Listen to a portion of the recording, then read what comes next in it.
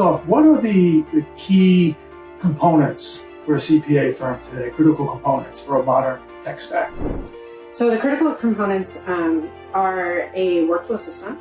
So something to track the workflows that are happening within the firm. So, keeping your team on track for the engagements they're working on, the tasks and deliverables. AI has become integral to the tech stack of firms, and how you're seeing maybe some of the more cutting edge firms use AI in really innovative ways. Share a little bit. We're seeing AI-powered general ledger platforms, and we're seeing some very cutting-edge firms really dip into, really lean into that as well. Those are still very emerging technologies, so they're not perfect. The AI capabilities, so using OCR technology to actually read the documents, and then having an AI engine behind it that can, once it's digitized those documents, able to tell you how to categorize it with confidence.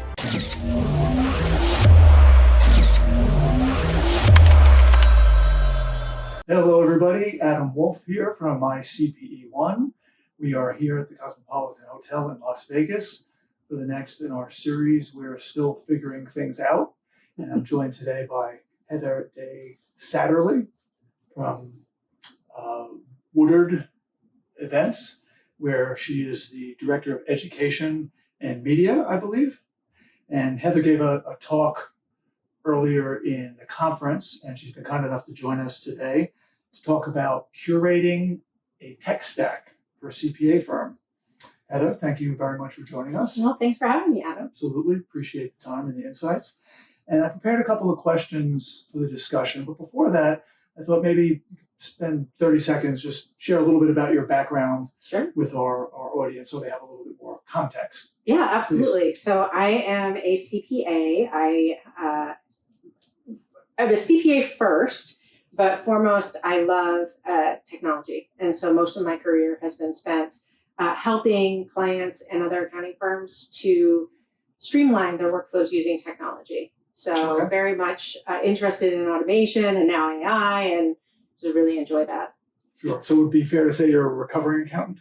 I'm a recovering accountant at this point, yes. Okay. Excellent. So just to kick things off, what are the key components for a CPA firm today, critical components for a modern tech stack? So the critical components are a workflow system. So something to track the workflows that are happening within the firm. So, keeping your team on track for the engagements they're working on, the tasks and deliverables. So I think that's something that a successful firm absolutely needs to have. Right. With that, we're seeing a lot of technology that have the client communications to streamline client communications. Unfortunately, we're still kind of in the age where a lot of our clients rely on email. So providing a platform where it's secure and clients are able to upload documents securely, to collaborate with their accountants securely is really important. And I think the big challenge that firms have is making that platform easy enough that clients are going to want to use it. Mm-hmm. So I think that's the most important thing. I think at this point, cloud-based technologies are the standard. So, a lot of the desktop options are actually no longer even available, or they're phasing out. So, most firms have moved most of their firms to the cloud at this point, right? Right. So they're using cloud-based ERP systems, cloud-based general ledger platforms. I think that another integral part of, a firm's tech stack is a really solid general ledger application that they're using with their clients. I prefer having a single general ledger within a firm. So either you're using all QuickBooks or Intac or Xero, especially for smaller firms, because it just makes it more efficient for them. So you really build your tech stack as far as the client work and the production around that. But one of the things that we're seeing now is we're seeing the AI-powered general ledgers hitting the market fast and furious, and I think that ultimately is going to be kind of where we're headed. Sure. So is that to say that there are some firms that have multiple general ledgers that they use? Yes, absolutely. And is that because their clients are using it? Okay. Yeah. But you'd say it's a best practice to standardize on one platform. Yeah, it just makes the workflows a lot more streamlined within a firm. So if I'm supporting 5, even 2 or 3, 2 jails is okay. But when you start going to 3 or 4 or 5, or basically letting your clients dictate what technology the firm is going to use, then what you're doing is you're putting you're putting additional work on the team to learn the new platform and support it. And you're just that really cuts into your profitability and your efficiency with the client. So Sure, makes sense. So you mentioned this in the previous answer. Talk a little bit about AI, how it has become integral part, or has or hasn't. I'm guessing the answer is it has. AI has become integral to the tech stack of firms, and how you're seeing maybe some of the more cutting edge firms use AI in really innovative ways. Share a little bit about that. Yeah, absolutely. So I would say that I would say the majority of firms are not using AI at this point. Are not using AI. I think that we have, technology forward firms that are really leaning in, but I think that's the minority. For the firms that are using AI at this point, I think they're using it more for client communications. So the really cutting edge firms are starting to use it for production. So they're, implementing, tax AI platforms that are able to give them analytics and take over some of that advisor, at least give them ideas about how to up their game as far as advisory services for their clients. We're seeing AI-powered general ledger platforms, and we're seeing some very cutting-edge firms really dip into, really lean into that as well. Those are still very emerging technologies, so they're not perfect.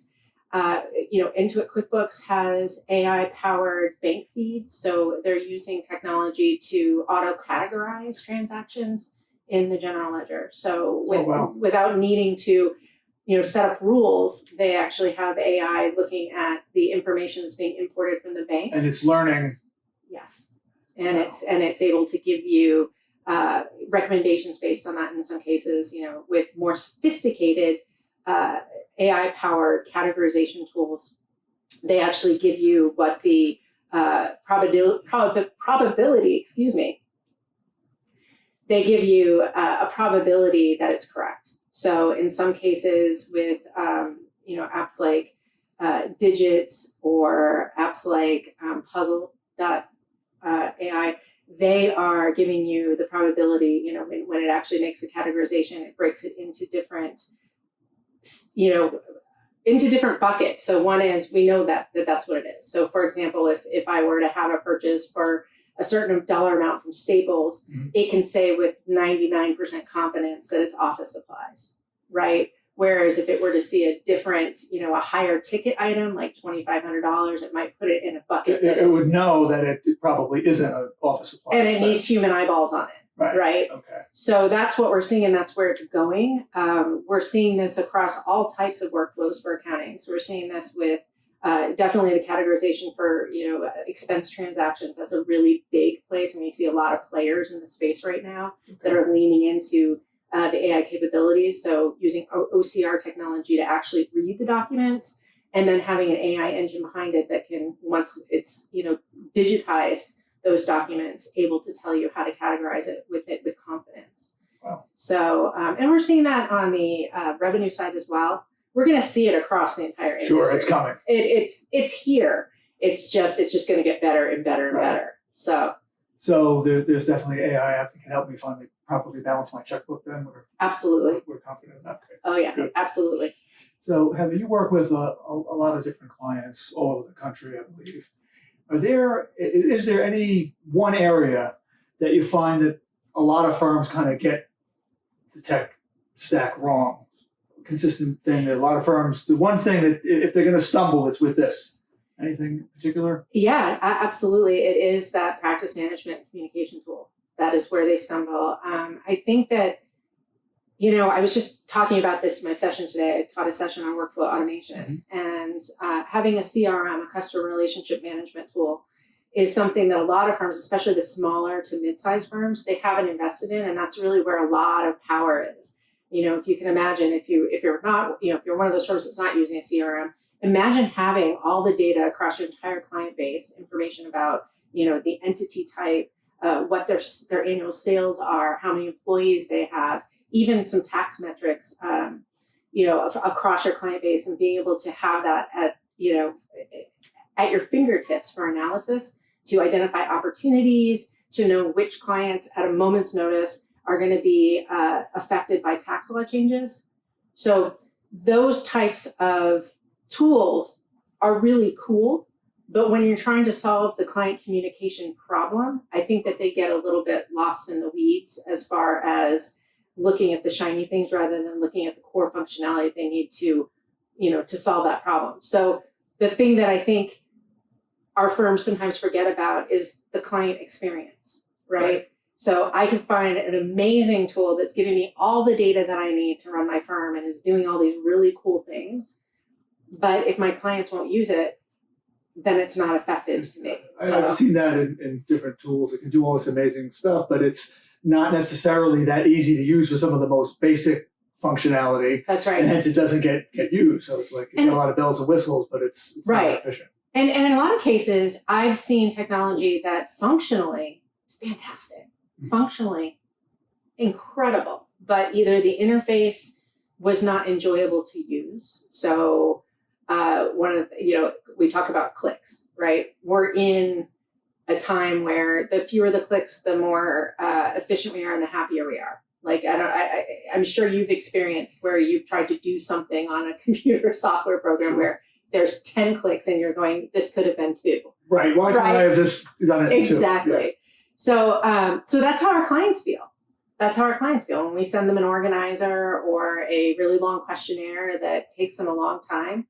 They're thinking to themselves, this is really painful. It's funny, tax season just ended. I'm thinking about interaction with my accountant, who's very good and uses a lot of technology. And they had this bizarre naming convention for the documents that we had to upload. And it wound up making it like a pretty tedious process. Mm-hmm. I was thinking to myself at the time, isn't there an easier way to do this, like with AI, where I would just put the documents in and it would know what they were and be able to sort them? And that's probably out there. He just probably doesn't have that. It is. Tool. That is definitely an emerging tool. There's an application out there called Aider AI, which does some, lots of different things. But one of the things that it does that's really cool is that it actually uses it's a deep fake basically. So it takes your image and then it's able to create a simulated client meeting. So it'll create a recording based on what it's found in the accounting software, based on what's happened in the financials. And so what I think, and I don't think it, I know it's going to happen, is that we're going to see this type of technology that replaces the organizer. That's basically having a conversation with the client, and it's capturing that, transcribing it, sending it to AI, filling out the organizer based on that. Categorizing things. That conversation. Without a real person being involved. Exactly. So, and I think that will be amazing for our clients because that's really what they want. And that's why they come to us. They want to sit across the desk and tell us all their stuff, right? And they want us to put it in. So they don't want to do it. I've actually had, in the organizer as a tax practitioner, I've seen it too, where I've actually had a client look straight at me and say, am I doing your job? Right? You've sent me this organizer. It's taken me an hour to fill it out. Am I doing your job? So I think some clients kind of get that perception. So we want to make it easy and effective. On our end, it's amazing if they do it right? Sure. If they can fill out the whole organizer and scan everything, then it can flow into our job so much easier. So much easier. So it makes our experience much better, but the clients don't benefit. It would be great if that would correlate to owing less taxes. Right. Doesn't work that way. No, it doesn't work that way. So Heather, outside of AI, what could you point to that might be the next big thing in the technology world? It's the next big thing. I mean, I think in the realm of AI, because I think that is the next big thing, we're going to see AI change. So right now, and we heard a lot of this during the keynote yesterday, right? That right now we're using AI to give us answers. So that means I either have to speak to it, I have to type it in, I have to give it information, tell it what I want it to do, and then it gives me back information that then I can use somewhere else. Right. Well, with the agentic AI, which is the next step, and that's what we're starting to see, the agents inside applications will talk to agents inside other applications.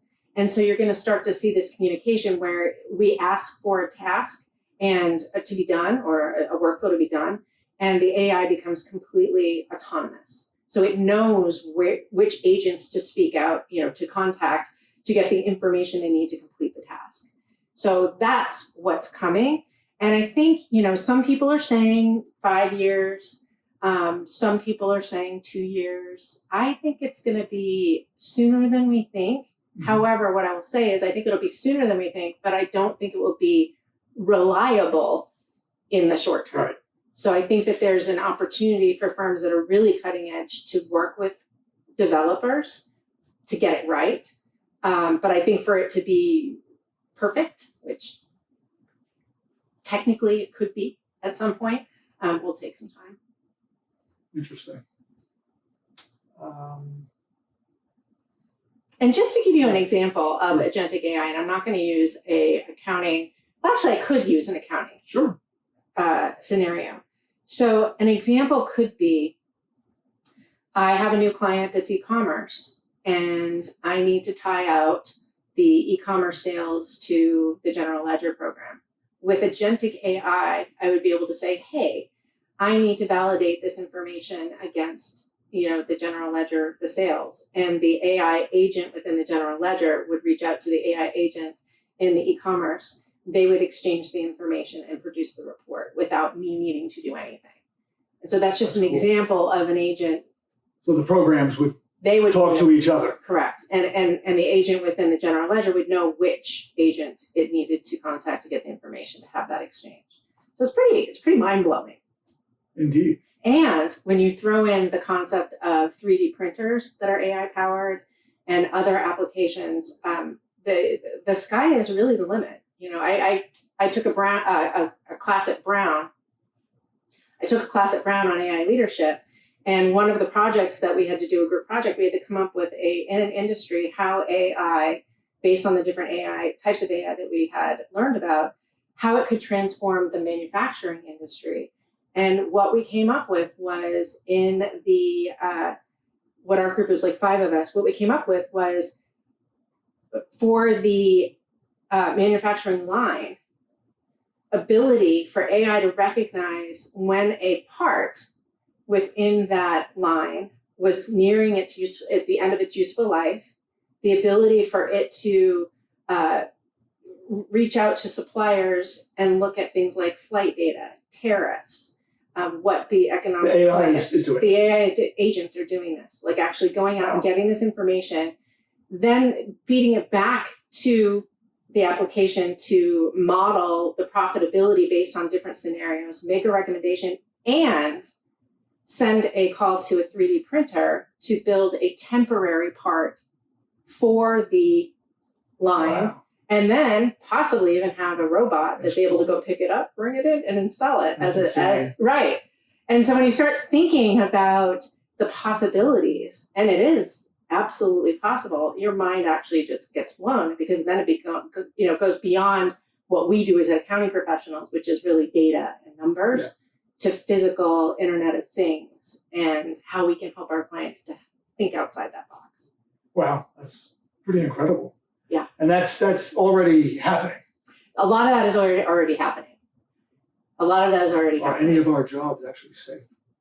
So I think that those that lean in and use it and use it the way it's intended, because AI is not intended to replace us completely. Certainly some things will be replaced completely, but I think the firms that lean in early and invest in it are going to be the ones that survive. Right. I think the ones that are still, that aren't, I think that those... You're still going to need people adept at using it.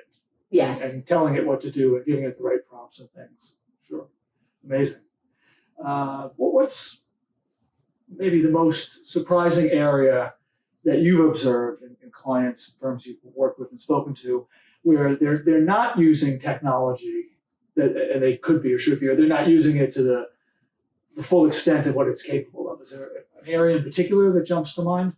I mean, there's so many. I would say the client communication is a giant one. I keep coming back to that because that is our biggest I believe is our biggest hurdle with our clients and our production is getting the information we need to actually do our jobs, right? So If I just interrupt for a second, interesting that the biggest issue is almost something that there's a limit to what technology can do because it still involves people somehow talking to or getting information from people. That's right. It's a transfer. And it will get easier. I mean, if you think about it, the way I imagine it is that in a fully automated accounting cycle, right?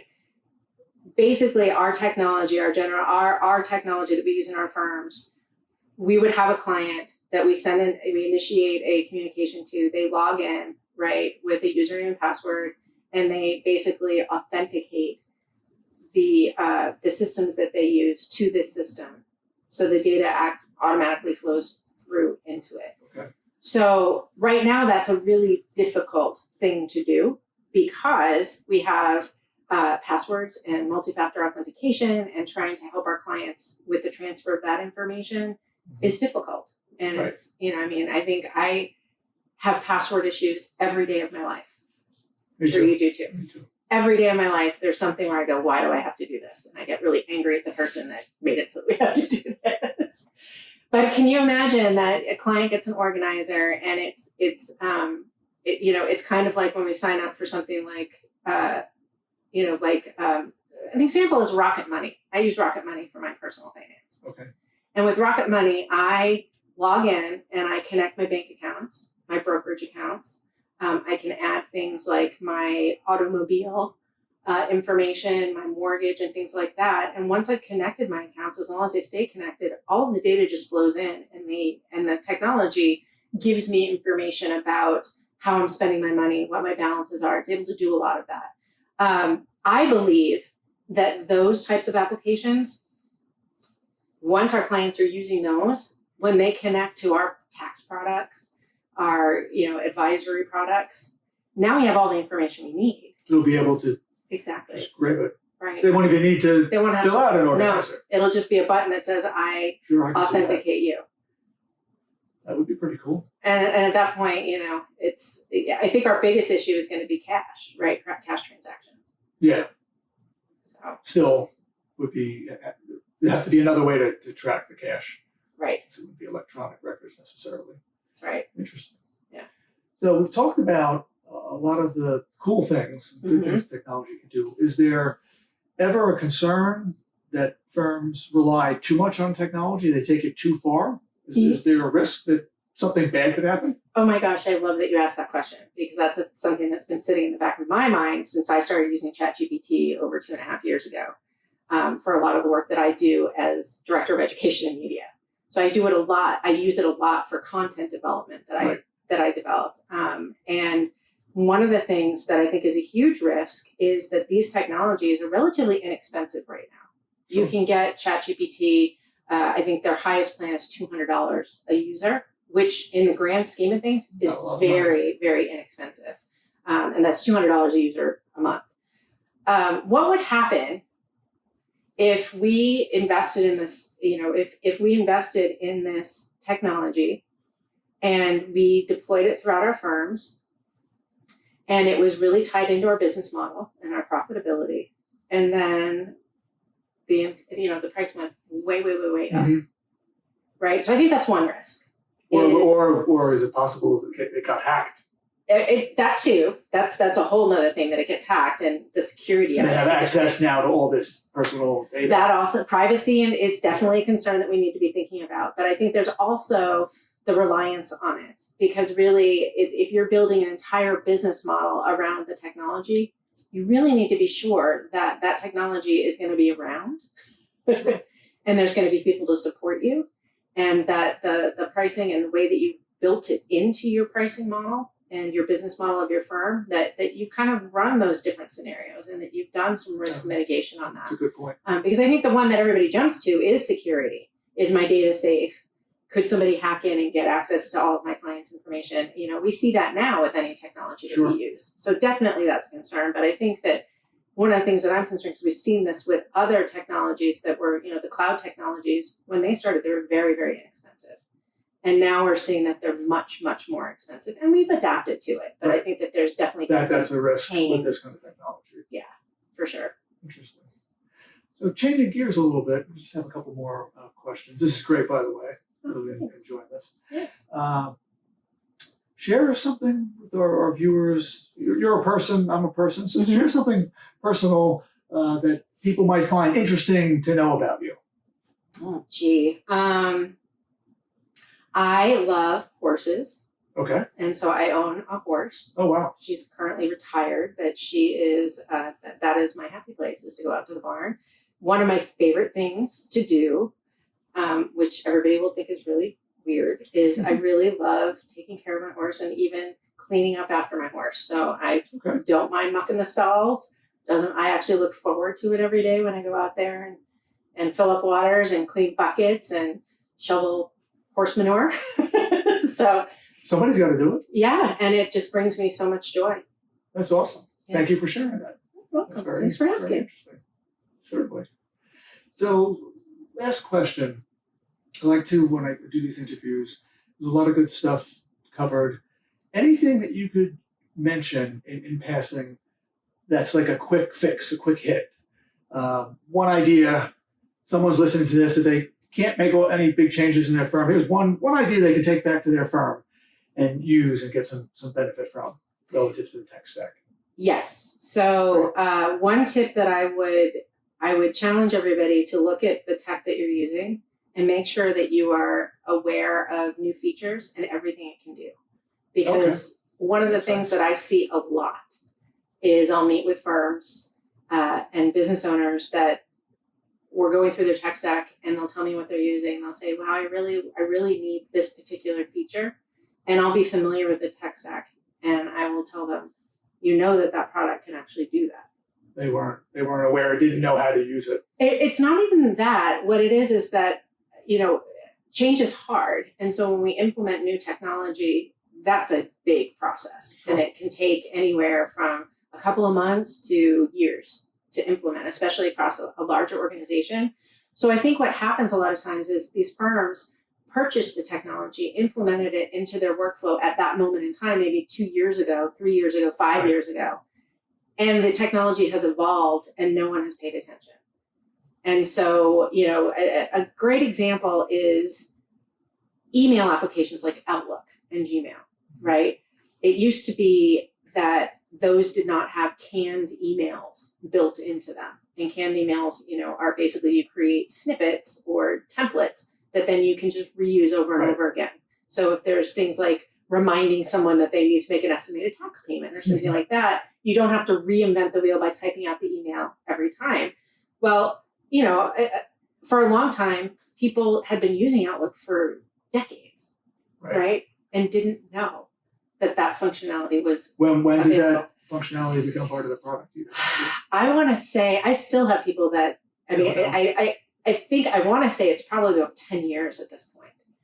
But I still meet people today that aren't using. In my class day, I asked if there were anybody that weren't using that functionality, and I had people raise their hands. But if you can imagine, what is the one email that you find yourself writing over and over and over and over again to your clients? You can save yourself however long it takes to type out that email.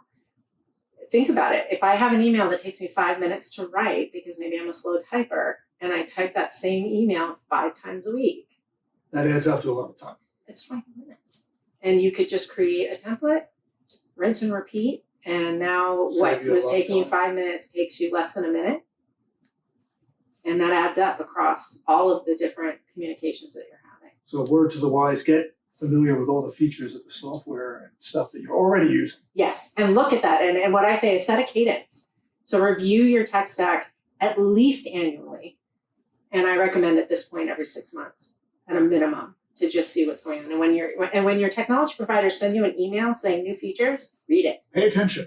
Pay Some attention. good stuff in there. Yes, Right. exactly. Well, very good tips. On that note, I want to thank you, Heather, again so much for joining us today, Of for course. sharing Well, your thank insights. Appreciate it.